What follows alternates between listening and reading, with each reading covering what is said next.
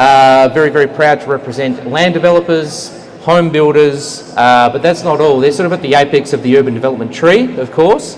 The engineers and the lawyers and the planners, the architects, the quantity surveyors, the banks who provide finance. It's a really large and complex ecosystem, and I'm sure you'll see that today with all of the exhibitors that you're going to speak to. So I'm going to try to get this working. There we go, it's pretty easy.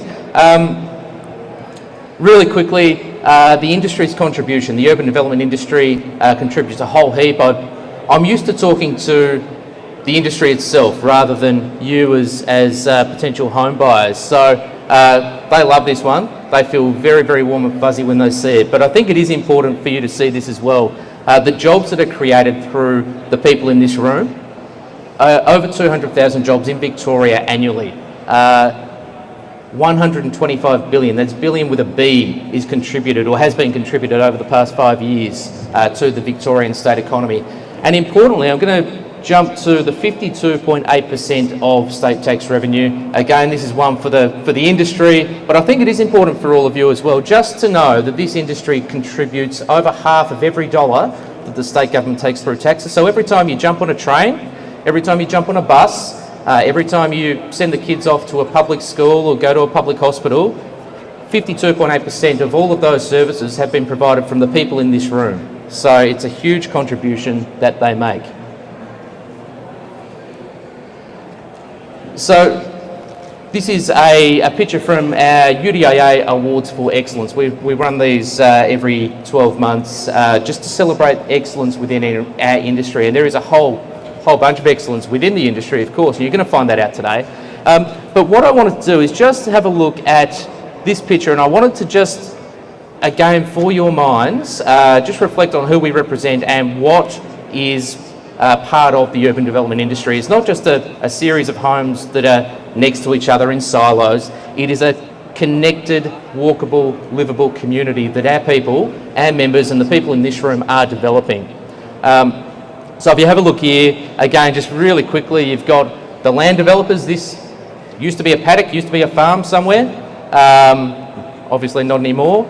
You've got the land developer who gets to the point of subdivision. You've got the water utilities, the power utilities. You've got the home builder. You've got the brickies. You've got the landscape architects, the landscape contractors. You've got the glaziers, the plumbers, the tilers, the electricians. The list goes on. And then you've got the back end of that, the urban planners. You've got the lawyers. There are always lawyers drafting contracts left, right and centre. Don't worry about that. You've got the banks who are providing finance, firstly to the developer or the builder to make this happen, and then obviously to the home buyer to purchase a home in this sort of community. So these sorts of images are what you will be looking at today around all of these exhibits. You're going to be talking to people who deliver these sorts of quality communities. Look, what I'm going to tell you about today, the case for the Melbourne housing market, you don't actually need to know what this says in essence, but it's an example of headlines. And you're going to read a lot of headlines, particularly around the housing market. Two things we love to talk about in Melbourne: housing, house prices, and footy. Everyone has a different opinion, no one agrees, and everyone, in fact the same people, have different opinions depending on the time of day or the day of week. So as an example, and again this could apply equally to either side of politics, I'm not trying to politicise anything here, it could be red, it could be blue, it doesn't matter. The same journalist in the same newspaper a week apart telling us that the opposition is, in a shambles, no way they're going to win. A week later, well hang on, actually, they're right in this. I don't know if we've got any journalists in the room, or particularly here, hopefully not, but little secret is clickbait. They want you to click, they need you to click. The journalists, in fact, to be fair to them, don't even write the headlines. The editors write the headlines. They write the story, the editors put a real jazzy headline to get you to click. The more you click, the more they can sell the ads. The more they sell the ads, the more money they make.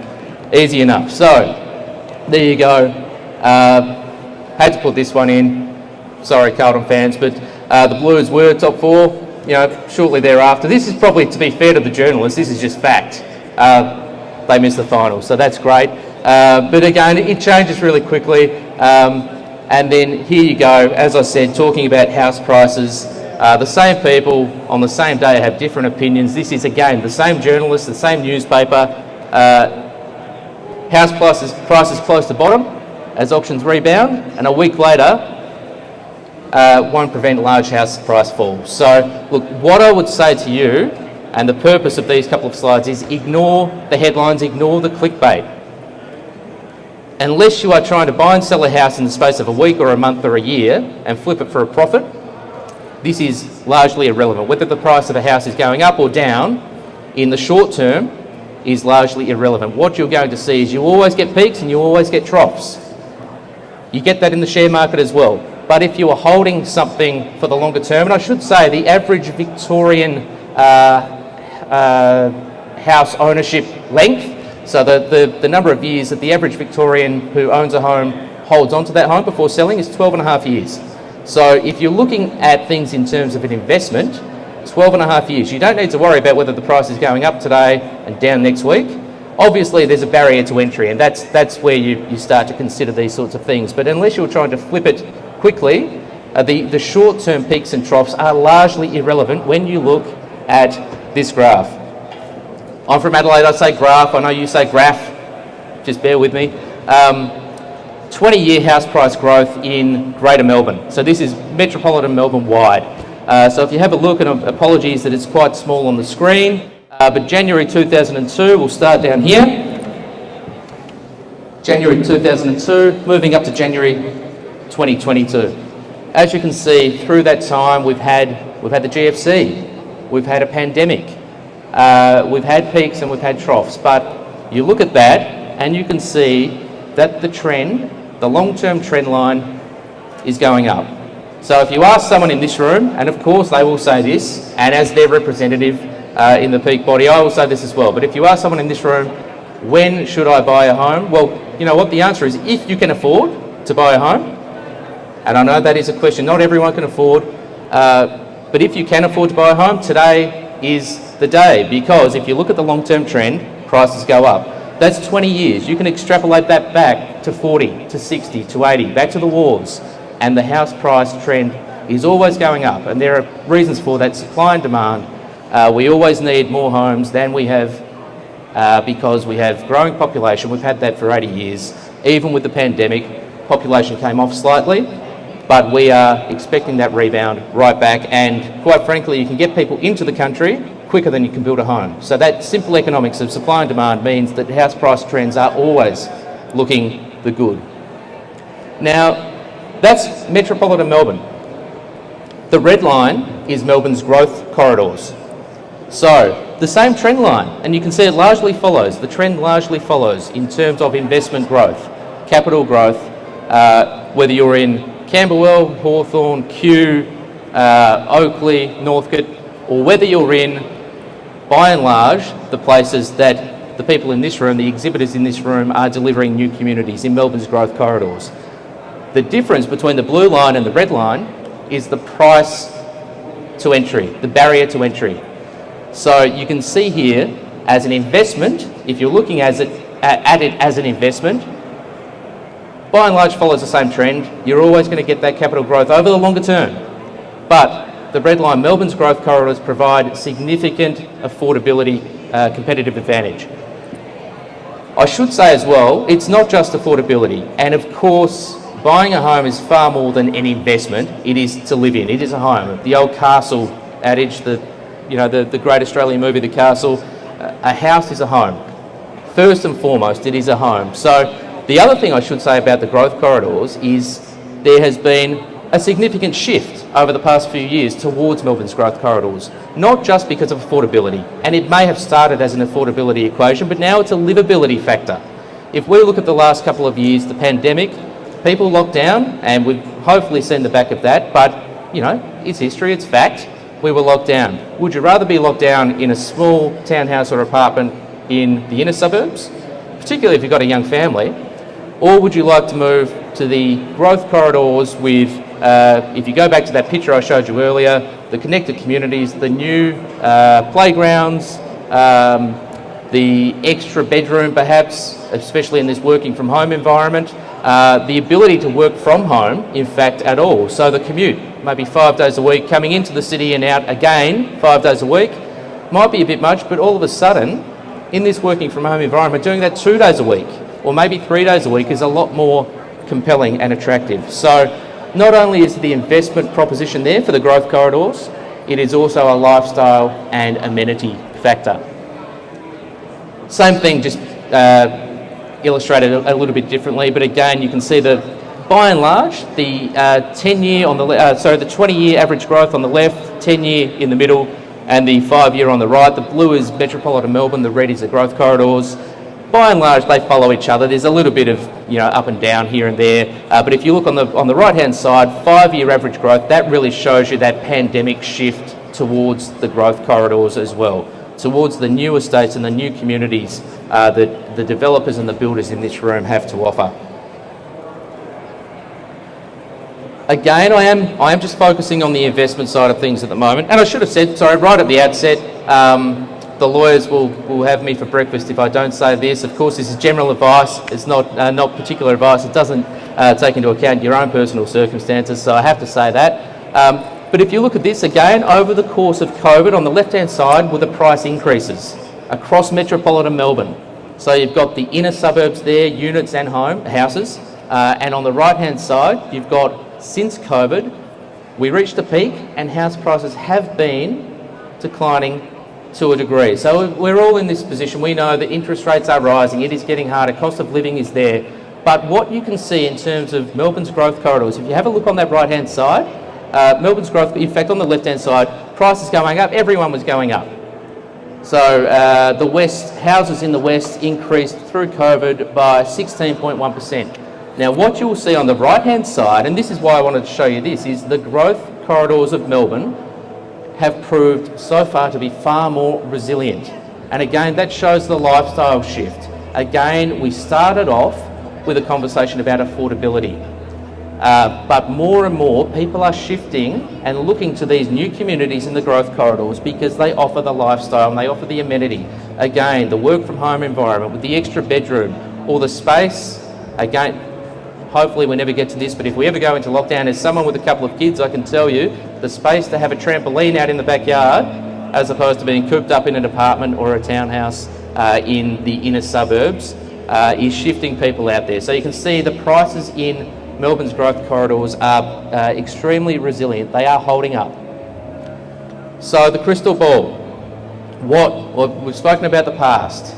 What's in store for the future? Well, I can tell you right now, if I had the answer to that, I wouldn't be here. I would be on a yacht in the Bahamas somewhere because I would have cashed in, made all my money, and you wouldn't see me for quids. But anyone who tells you they know the answer, they know exactly what's going to happen in the future, quite frankly, is a liar. No one knows what is going to happen in the future. But what I can tell you is, generally speaking, whether it is the housing market, whether it is the share market, or whether it is history in general, the best predictor of the future is always the past. So here we go. I mentioned before you could extrapolate that house price graph out from 20 years as we had earlier to 40 to 60 to 80. So here you go, right back to 1880. Again, you get peaks, you get troughs. Generally, with an average hold of a home of 12 and a half years in Victoria, perhaps even longer, you can ride out the peaks, you can ride out the troughs. But look at that in terms of what house prices have done in Australia. There is no reason to suggest that they won't continue that trend. So if you're looking at a trend of 140 years, again, I can't tell you with absolute certainty, I can't tell you when the peaks will come, when the troughs will come, but if you are looking for a home, that provides you the lifestyle and the amenity, plus even as an investment and to secure your family's financial future, if you are looking for an investment and you're going to hold it for a while, you're not looking to flip it, then that graph, see it?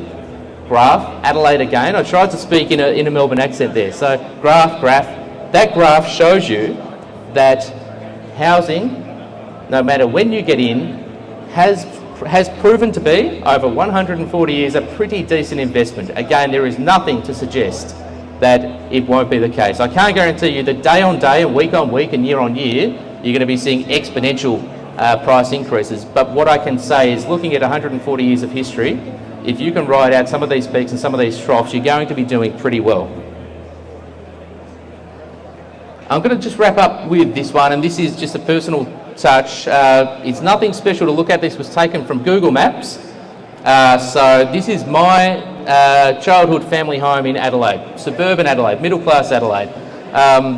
This was a new estate 30 odd years ago. Mum and Dad still live there, and I'm sure because I took it from Google Maps, Mum and Dad will be pretty disappointed that I haven't got the, it's not a nice sunny day and the rose bushes are pruned back and all of that sort of stuff, but it is what it is. I thought this was realistic and it was genuine.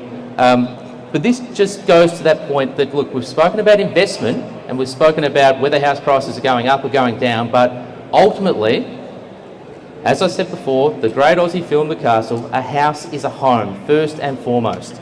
So this home was built 30 odd years ago in a new estate in Adelaide. It was the first home that was built in that estate. We were the first ones in. The first summer was really bloody dusty. The first winter was full of mud. And then the neighbours came. This was in the middle of a paddock, as I said. The neighbours came.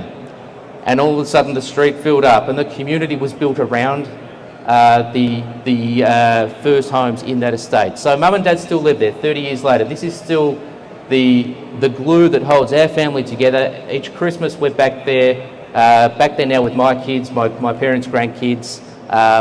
This has seen 30 years of memories. And as I go back there now, and as I now represent the members in this room who create new estates, I can tell you two things. First and foremost, what they're delivering here in this room is a lot shinier, a lot better and a lot nicer than what was created 30 years ago. But I can also tell you that these estates and these communities develop over time. And as I said right at the outset, it's not a series of individual homes built next to each other. It is a community that these people in this room are delivering and they're building for you. So I really do encourage you to get around and talk to as many of them as possible.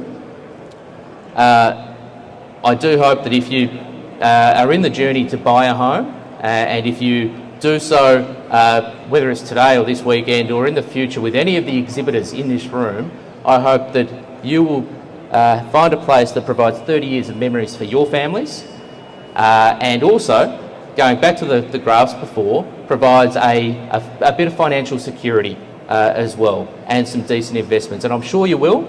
I really do thank you, and I congratulate you as well for coming along today. It's a Saturday morning. I'm sure there are plenty of other options on the table for you, but you've come along. I really do congratulate you for that decision. I encourage you to have a chat with as many of these exhibitors as possible, because at the end of the day, and I get to say this, in my role I can say this, and I can say it in this room, but I'll say it in Sydney or Brisbane or WA, Adelaide as well. The people in this room are delivering the best communities in the country, hands down.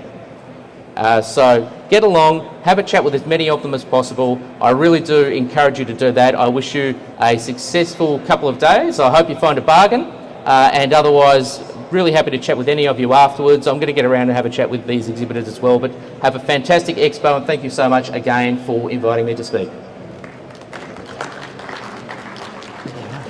Thank you so much, Matthew. That was absolutely lovely. Put that on me. Thank you very much.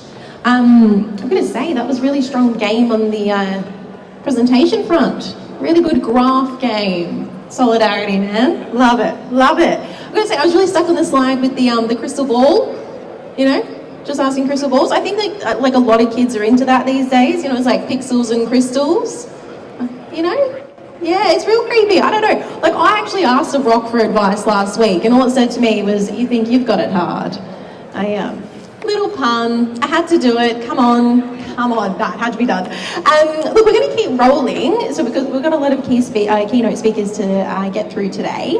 Our next speaker is the Director of Incentives Program.